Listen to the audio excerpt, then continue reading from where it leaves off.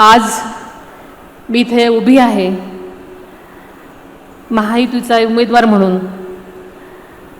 फक्त उमेदवार म्हणूनच नाही तर एक अपूर्ण राहिलेल्या स्वप्नांची जबाबदारी घेऊन.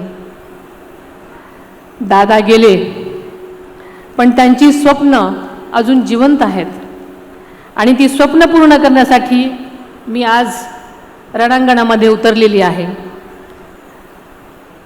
हो, ही लढाई सोपी नाही, पण मी एकटी नाही, कारण मला विश्वास आहे माझ्या मागे तुम्हा सर्व बारामतीकरांची ताकद उभी आहे.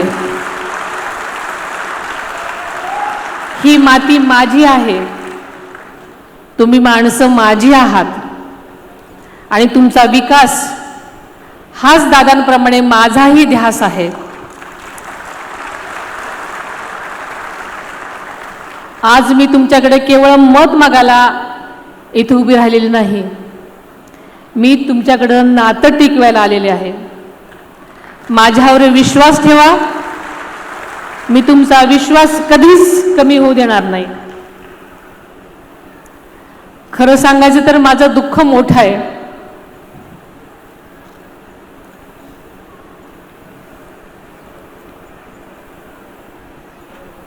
माझं तर सर्वस्व हरपलंय, पण लाखोंचा पोशिंदा गमावलेल्या आणि आशेने माझ्याकडे पाहणाऱ्या या पोरक्या जनतेकडे पाहिल्यानंतर दादांचं स्वप्न, त्यांच्या कर्तव्याची जाणीव आणि त्यांच्या पश्चात माझ्यावर आलेली जबाबदारी, या साऱ्यांच्या बळावर हे शिवधनुष्य उचलून तुमच्या सर्वांच्या आधारानं मी पुढे चालत राहण्याचा निर्धार केलेला आहे. मी आपल्याला माहिती आहे की नेहमीच सांगत आले की आदरणीय दादांची जागा कोणीच घेऊ शकत नाही,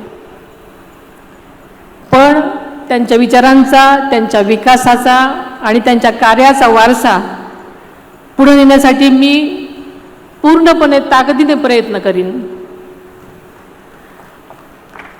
दुःखाला कवटाळून न बसता जनसेवेसाठी मी दादांच्या पावलावर पाऊल ठेवून उभी आहे.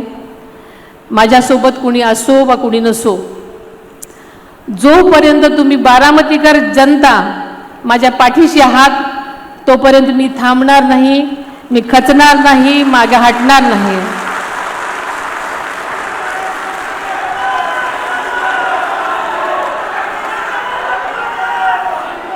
मी एका संघर्ष योद्ध्याची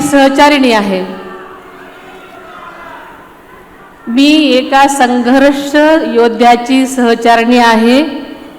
येसूबाई जशा लढल्या, अहिल्याबाई होळकरांनी जसा कारभार चालवला आणि आपल्या लोकांना न्याय दिला, त्याच निष्ठेने मी तुमची सेवा करेन.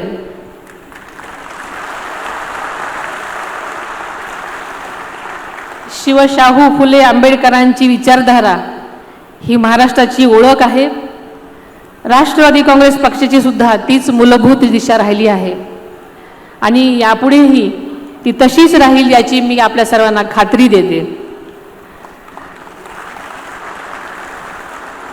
बारामती माझी ताकद आहे, तुम्ही बारामतीकर माझी जीवाभावाची कुटुंबातली माणसं आहात आणि बारामती हे आपलं कुटुंब आहे आणि हीच भावना उराशी बाळगून मी सतत काम करत राहणार आहे.